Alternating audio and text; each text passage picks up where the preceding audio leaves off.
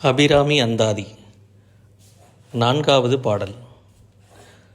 மனிதரும் தேவரும் மாயா முனிவரும் வந்து சென்னி குனிதரும் சேவடி கோமளமே கொன்றைவார்ச்சடை மேல் பணிதரும் திங்களும் பாம்பும் பகிரதியும் படைத்த புனிதரும் நீயும் என் புந்தியில் என்னாலும் பொருந்துகவே பொருந்துகவே.